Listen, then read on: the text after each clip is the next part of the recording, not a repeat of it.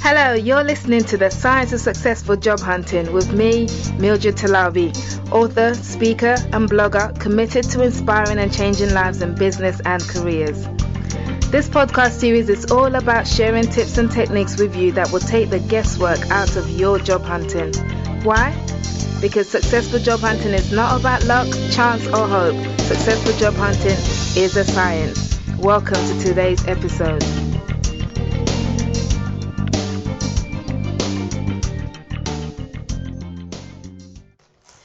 Hello and welcome to the Science of Successful Job Hunting. My guest on today's show is George Anders, a New York Times bestselling author and journalist with 5 non-fiction books under his belt and 3 decades of experience writing for national publications including Forbes Magazine. Now I'll tell you how I came to know George. Back in 2011, when I was still fairly new on the careers blogging front, I heard that George was coming to London to do a talk at the London School of Economics around the subject of his then new book, The Rare Find. Now, I had no idea who George was back then, but the title of the book and the seminar sounded interesting. So I went down to the LSE with 2 goals. 1, to hear George's views on the subject of how recruiters were starting to assess candidates differently, and 2, to get a copy of this fascinating book. After the seminar, I approached George's book signing desk with my £10 in hand, ready to buy the book and say thank you for the seminar. Now imagine my surprise when it turned out that the book was not £10, as I had thought, but £20. I read lots and lots of books, but up until then I had never paid that much for a book in my life, I must admit. So I had 2 choices to make. Either cough up the extra £10 and count my losses, or silently back away from the table with my £10 firmly in my pocket and hope that no one would notice. Well, I chose the former, and I tell you that £20 turned out to be the best £20 I'd spent in that season, because I started reading the book as soon as I left on the train home, and by the time I got home I was so inspired that I wrote a blog post called The Upside Down CV, how your interests and activities could get you your next job. Now I wrote and published that blog that same evening, and to this day it's one of my most popular blogs ever. It also features in my book The Science of Successful Job Hunting. And of course, it opened the door to get to know George some more, which is why we're doing this podcast today. So, without further ado, it gives me great pleasure to welcome Mr. Rarefind himself to the Science of Successful Job Hunting podcast. George, welcome to the show. Thank you. It's great to be on the program. Thank you so much for joining me today. I mean, your book, as I said, actually opened the floodgates for me to spend lots of money on books. It taught me that it's not the price tag of a book that matters, but the value you get from it. And I got lots and lots of value from The Rare Find. So, my question to you is, what's the most expensive book you've ever bought, and what value did you get from it? So I've actually traveled down a similar road. When I was researching The Rare Find, I wanted to get a copy of a book that's called The Cambridge Handbook of Expertise and Expert Performance.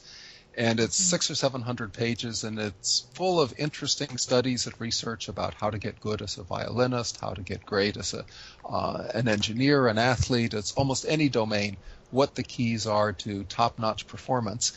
And unfortunately, the author has a top-notch price for it as well. So I was out $56 for the paperback edition. I can't imagine what the hardcover would have cost, but I'll join you. It was money well spent, and you're also making me feel very bad that you had to pay full price for The Rare Find. So you are now entitled to whatever discounts the 2 of us negotiate. But if you need more copies, I'm happy to get them to you on better terms.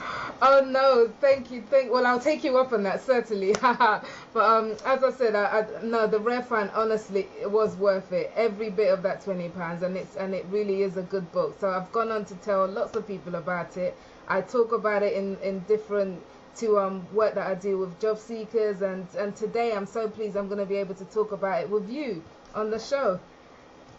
So, off we go. yeah, absolutely. So I think before we begin discussing today's topic of becoming the Rare Find, what I'd like to know is a little more about your own career journey and how you came to do what you do today. So I studied economics as an undergraduate student in California many years ago, and I came to work at the Wall Street Journal. I was always interested in journalism, and I was interested in business. So working at the Wall Street Journal seemed to be a great way to combine it. I spent 3 years in London, which was a wonderful experience for me professionally, and I met my wife in England. She's American, but somehow you have to travel across 8 time zones to meet one of your own countrymen, and that's what we did. And ever since, I've done a lot of newspaper and magazine writing for the likes of Business Week, Forbes, Fast Company magazine, little bits and pieces for the New York Times occasionally, and then a great deal for the Wall Street Journal. These days I write for Forbes Magazine, and I also write books. So I'm very glad you found the rare find. I've also written books about Wall Street, about the U.S. healthcare system, which is a tangled mess. It's slightly less tangled now than it used to be, but we're still decades behind you. And also about technology and Hewlett-Packard. So I enjoy researching areas. I'm constantly curious. If you were to profile me, I'm well within the bounds of socially normal on most things, but on curiosity, I'm off the charts. I'm the person where when they do the aggressive meeting and at the end they go, does anyone have any questions? And you're supposed to nod and go, no, sir. I'm the one who puts up my hand and, oh, yes, I have a question. So I can't help it. It's just how I am. And then after that question, you have another question and another one. Everyone else is like, oh, we want to go home. Yes. I can't help it. It's just the way I was made. Oh, brilliant. I think that's probably why your books are so in-depth in terms of, especially the rare find, the research that went into it, it comes across so well. And did it take you ages to write it? Well, the book itself took about 2.5 years, and I got to travel to all sorts of interesting places. I spent time with Army Special Forces and learned how they pick the very best soldiers. I spent times at Johns Hopkins Medicine and learned how they pick the very best surgeons. And it was just a journey of love. Each trip was fascinating. But there are roots of that book that go back 10 years or more. So I think a lot of the books that we end up writing really take shape slowly in our minds for many years before we put cursor to the keyboard and send the first sheet of paper through the printer. But we've been thinking about them for a long time. That was certainly the case for me. Oh yeah, I can definitely relate to that. Yes. So it's called The Rare Find, Spotting Exceptional Talent Before Everyone Else. So really it's geared, it's kind of targeted towards people who are recruiting as opposed to job seekers. But for today's interview, I want to reverse the dynamics and instead talk about how job seekers can become this exceptional talent. In other words, how they can become the rare find. So, in your own words, what is this concept of the rare find and how can we aspire to it as job seekers or career changers? So, in many fields, you find that the very best people are not just 10% or 20% better than the average performer, but they might be 5 or 10 times better. And this is certainly true in software engineering, it's true in sales, it's true in a lot of other areas as well. And in the original book, The Rare Find, I talk about how to identify those elements. I talk about the importance of auditions, giving people a chance to show what they can actually do. And this is a technique that's common sense in any performing field, but I argue that it should be much more of the job interview process in business as well, that if you want to see how someone sells, give them a chance to sell. If you want to see how someone writes, give them a chance to write. And that would transform the interview and mean that we'd spend less time asking people all of those very formulaic and tricky and sneaky interview questions and a little more time giving them a chance to show who they are.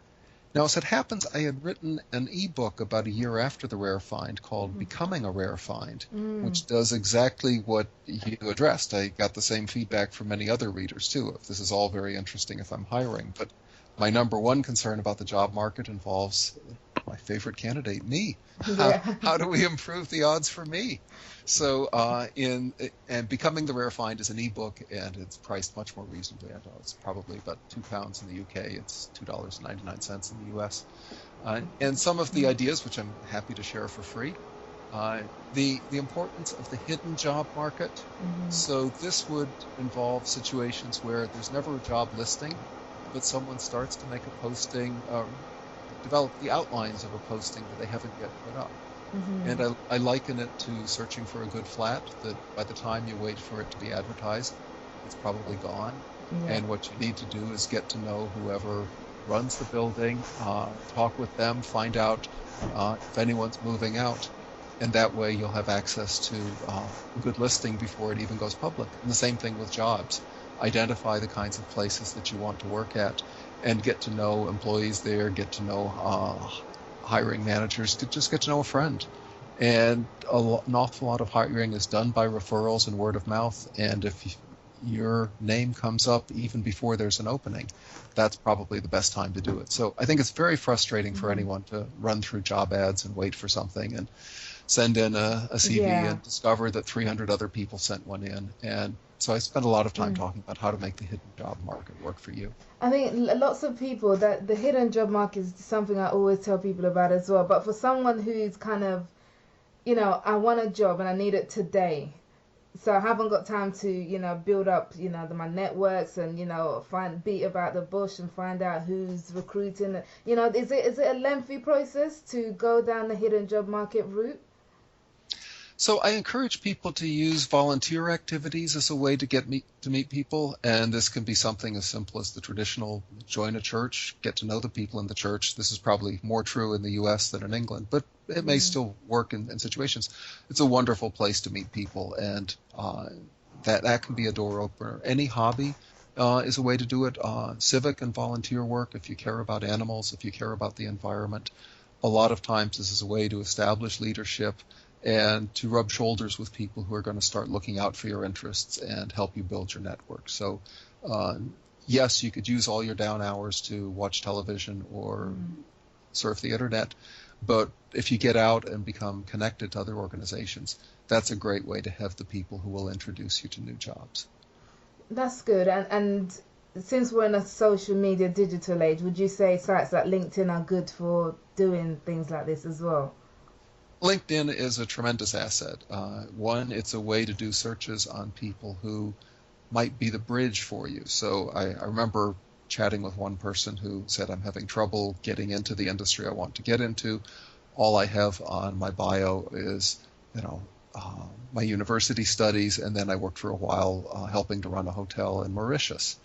And I go, pick your specialty field and type in Mauritius as a keyword. And it's a small island that attracts tourism off the coast of Africa. It's thousands of miles away, but there must be a few people who have also spent time in Mauritius, and you've got an in. They will, at the very least, want to talk to you about your time and what they did, and the next thing you know, you've got the potential to strike up a friendship. So LinkedIn gives you a chance to cull through 360 million people, I think that's their number of members now, who could be your digital friends. And with a little bit of imagination and use of keywords, you can find people who share whatever your eccentric hobby is. And that way you've got an entry point to strike up rapport with them. You'll also see a lot of company listings, and it's a great place to put up your CV. And not just a list of where you worked and what you did, but also if there are video clips that show your work, if there are PowerPoint presentations, if there's something where people can look and really see the depth and the quality of what you do. It's a great place to make yourself visible. It doesn't cost anything at all. And then recruiters can discover you, or at the very least, you can send a link to your LinkedIn profile. In a lot of communications, that's easier than having to customize a personal CV every time you do it. Absolutely. There's lots of benefits to LinkedIn, isn't there? And I know they have a premium account. Is it worth paying for a premium account? Can you do all this on a basic free account? You can do a great deal on a basic account. There's, I think, in the U.S., $25 a month. In the U.K., probably about £20 a month. Job Seekers Premium. And if you find that you're in the middle of a very intense search, this will allow you to send out more notices to people and to have your CV pop up higher in other people's search results. You might want to do that for a month or two, but you don't really need to. You can get an awful lot done with the basic service. Okay, brilliant. So I guess I want to take it back one step. So for someone who, because it's one thing presenting our talents externally for employers to see, but what about someone who isn't sure of where their unique talent lies? I mean, do you have any tips on how to go about discovering what makes you unique as a job candidate? So one of the things I always encourage people to do is talk to other people about their jobs. And People are often very willing to share advice. So, especially if you're early in your career and contact someone and say, I'm interested in working in entertainment, I'm interested in working in hospitality, could you tell me a little bit about what it's like? They will share information for you. So there's some fairly standard personality tests, some of which cost money, some of which don't, that will help you on simple things. Do you enjoy being with people? Do you prefer time alone? Are you a person who likes big concepts and creativity? Or are you a person who feels most comfortable with details and precision, getting everything just right? And as you get to know yourself better, then you'll be able to match yourself up with various kinds of professions. So that's worth doing. I wouldn't spend huge amounts of money on very elaborate tests. You're looking for fairly simple insights about yourself that will point you toward the kinds of fields where you'll be comfortable. Okay, and are they fairly accurate, these tests? Not really, no. That's why I say don't spend a lot of money on them. But they'll give you a start. So don't feel if they list 7 professions in order that those are the 7 you should try in that order. Look through that list and see which ones appeal to you and move the list around a bit. But they will help point you to some degree that people who might be very comfortable in, well, I'll give you actually an example from my own research. There was a time where I wrote the cover story for Parade Magazine in the United States about job seekers, and I would get hundreds of questionnaires that had been filled out by people describing their jobs. And I would say in 80% of them, people who worked in restaurants, the hours are long, you're on your feet, but you get to meet all these interesting people. Driving a cab, you never know where you have to go next, but you get to meet all these interesting people. And then I finally got to one that was from a long-haul trucker and lorry driver, and he had said, the great thing about my job is I don't have to talk to anyone ever. And I go, okay, there are many, many jobs if you like being in contact with other people, and if you just want to be alone with your thoughts, there are jobs that will suit you too. So that level of sorting can help you and can make sure that you're lined up in the right place. Oh yeah, that's really good. Yeah, and it's important, isn't it? So once you've discovered your talents, then what's the best way to sell it on your CV? So specifics really count. I had a sad experience. I was in at a university chatting with journalism students who were about to go out to hunt for their jobs. And for some reason, the career department had told them just to list their formal job descriptions and the fact that they had completed them. So their entries read something like, was assigned a variety of stories on news and entertainment topics, and I completed them satisfactorily. Well, all I'm hearing in that is I didn't quite get fired in my job. I managed to last out the summer pay period. And I was urging them, give examples. If you wrote the story about the safest pilot in the country who's flown planes for 50 years and never had an accident, and you've discovered that he has a fear of heights and can't stand to be on bridges, include a reference to that, and people will go, oh, you know what, that's someone who could do interesting work for us. So in some fields you may have metrics. There are a lot of fields where if you can say I improved whatever by 34%, that's better than saying I just handled my duties and performed acceptably. So look for ways that you can quantify your success or include short descriptions of your best projects. If you were in design, don't just say I designed logos for 15 different businesses. Say I designed logos for hotels, zoos, and one that helped this organization accomplish some goal. Raised more money or completed a redesign ahead of schedule. Look for some way to make your work stand out, and almost everyone does. And sometimes when we think about what we mean by work, we take too narrow a view. If you've been involved in civic projects, if you've provided support for a family member, if you're wanting to establish yourself as a potential caretaker, what you may have done for your younger siblings or for your aging aunt or something could be quite relevant as well. Yeah, and I think that leads nicely to the next question, which is really, at the beginning I mentioned I wrote a blog on how the interests and activities you list on your CV can be the key to your next job, which was inspired by your book and the interviews you did with the likes of Google. I mean, is it still the case today? You mentioned, for example, if you care for an elderly relative or something, that's something you can put on your CV. But does your interest and activities, the things that you do outside of work, is it still something that employers care about? You know, do they care about what you do in your spare time, and can it help you land a job? I'm amazed how much in job interviews, if you've got some entry point about your life, that becomes what the interviewer will spend 15, 20 minutes asking you about, and that develops rapport. They come to like you. They see you as a positive presence, as someone who'd be nice to have around the workplace. So I encourage people in almost every situation to do that. And it doesn't necessarily have to be a high achievement field. I remember talking with one person who went on to have quite a good career in the energy sector. And when he had typed up his original CV, he had put in that he had paid his way through university by driving a lorry during the summers. And he was told by the career counselor, oh, leave that out. It makes you sound very down market and not sophisticated, and you're trying to get a job as a controller or accountant or something, and signed. And he left it on anyway, and he found that he got no end of job offers because a lot of his work was going to be going out to field installations and rigs and the like, and trying to make sure that the numbers were being done right by people who wore steel-toed boots. And if he had actually, lived a little bit of their life, that made him much more credible than just someone who, wore nice bespoke suits and had never done any manual labor in his life. So what might seem as a detriment can sometimes be an opener.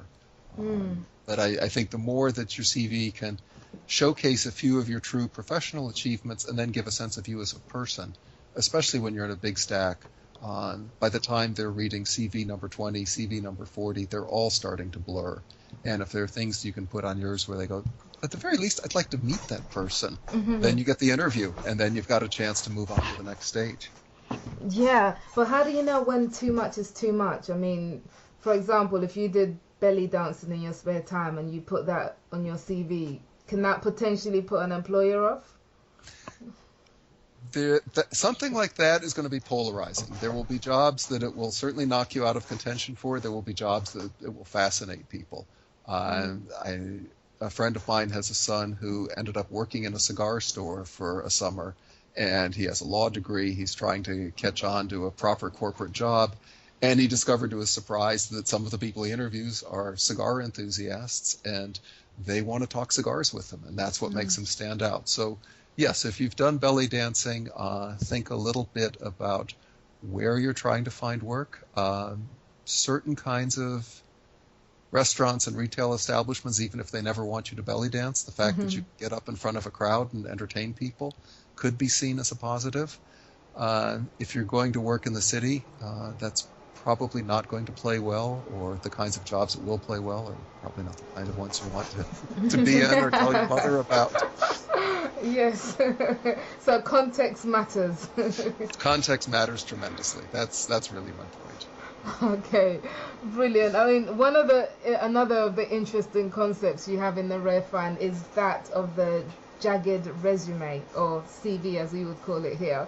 I mean, this is people whose career backgrounds seem to fluctuate between success and failure without an obvious, definite focus. I mean, can you explain more about this concept of the jagged resume, and also how does someone with a background like this make themselves come out better in the job hunting process? So this is something I really didn't expect when I started the work. I thought that I was going to be drawn toward people with success after success in their CVs. But what I came to realize is that if you've had some ups and downs, you've learned to recover from adversity, and that is perhaps the most important job skill anyone could ask for, that there will be things that go wrong. Stuff happens. In fact, you can use another word than stuff and make the point too. But what employers often appreciate is the ability to say, okay, here's how I regroup. When the flood washes away the materials that were on the dock, here's how I come up with a new shipment. When my company goes under, here's how I find work somewhere else. So I think you need the right kind of person in the hiring seat. There are very timid, cautious, unimaginative people who will look for success after success, but especially if you're going to be interviewed by someone who has some ups and downs in their own life, and you can find that out ahead of time on their LinkedIn profile, then that's a good way to show that you too know how to work your way through difficulty. The example that struck me, I spent some time at the University of Utah, which is very pioneering in graphics, and the people who invented Adobe Photoshop and Pixar films and a lot of Macintosh's engineering all came out of the University of Utah. And there they had a fondness for hiring people who might have gotten fired in a previous job, or people who were very erratic students in university. And their feeling was that people who could venture into areas that were difficult and problematic and come back were going to be the ones who could do the best work on the frontiers of creativity and weren't going to wait for all the rules to be established, but could go out and blaze their own trails. And that was exactly what happened. Wow. There's something you said. I want to know. You said you can find out on their LinkedIn profile whether they've had such a career. How do you do that? So the first thing to look for is gaps. People who had one job that went up to September 2011, and then their next job started in April 2012. So they were doing something for those 6 months, and whatever it was, they've chosen not to put it on the CV. So that's a pretty good assumption. You can sometimes find people where their job titles got fancier and fancier to a point, and then the next one they stepped down a bit, or where they switched fields. That's another one. And I think those people are more interesting to work for. They have a little more humanity. Yeah. So yeah, look for gap periods, look for switches in careers, and then you're a lot more likely to find a kindred soul. One of the examples I do in the book at Johns Hopkins, they tended to like, their term was broken arrows, but it's the same kind of thing. They would find people who had trained to be police officers and then had switched to medicine.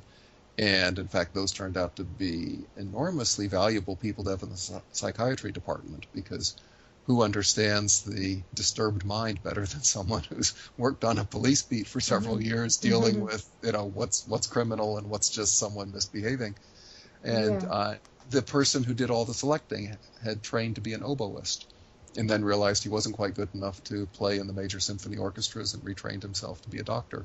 Wow. And he was very warmly disposed toward other people who were regrouping in their lives, and they went on to have some absolutely spectacular achievers for their efforts.